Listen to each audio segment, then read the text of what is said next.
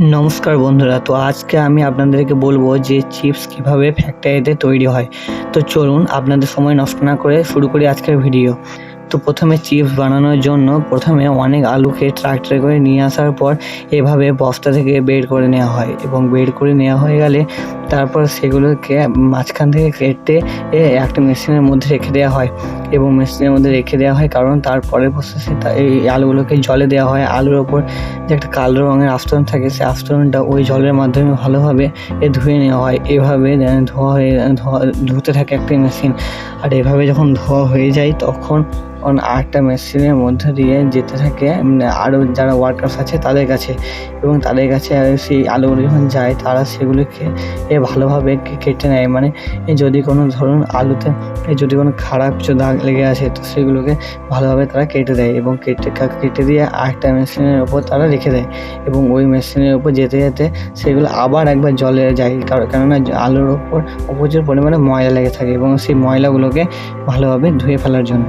এরপর যখন আলুগুলোকে ভালোভাবে ধুয়ে ফেলা হয় তারপরে আলুগুলোকে এই মেশিনের মধ্যে রেখে উপরে নিয়ে যাওয়ার পরে একটা আলাদা মেশিনে ফেলে দেওয়া হয়, যেখানে আলুগুলোকে এই চিপসের আকারে গোল গোল করে কেটে সেগুলোকে আবার ভালোভাবে ধুয়ে নেওয়া হয়। কেননা আলু থেকে একটা হোয়াইট কালারের একটা পদার্থ বের হয় যেটাকে বাদ দেওয়া হয়, এবং সেটাকে বাদ দেওয়া হয়ে গেলে তারপর সেই আলুটাকে আরেকটা পাত্রের মধ্যে ভালোভাবে ধুয়ে নেওয়া হয়। দেখতে পাচ্ছেন যে মেশিনটা কীভাবে ভালোভাবে ধুয়ে ফেলছে। এইভাবে ধুয়ে নেওয়া হয়ে গেলে তারপর আলুগুলোকে একটা পাত্রের মধ্যে ধীরে ধীরে আবার ভালোভাবে ঘষে নেওয়া হয়, যাতে কোনো পদার্থ যেন না থাকে, কোনো খারাপ কিছু যেন না থাকে। তারপর আলুগুলোকে ধীরে ধীরে একটা মেশিনের মধ্যে দিয়ে ওই জলটাকে ছেঁকে নেওয়ার পর পাঠিয়ে দেওয়া হয় সেগুলোকে ভাজার জন্য।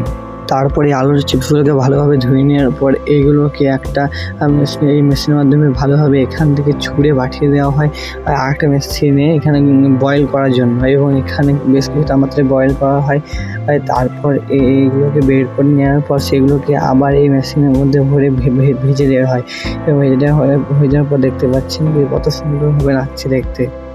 আর এই মেশিনটার মধ্যে ভালোভাবে মশলা মাখিয়ে সেইটার উপর ভালোভাবে ছিটিয়ে দেওয়া হয়, এবং ছিটিয়ে দেওয়া হয়ে গেলে তারপর এইগুলোকে একটা প্যাকেটের মধ্যে ভরে দেওয়া হয় এবং সেই প্যাকেজিং প্রক্রিয়া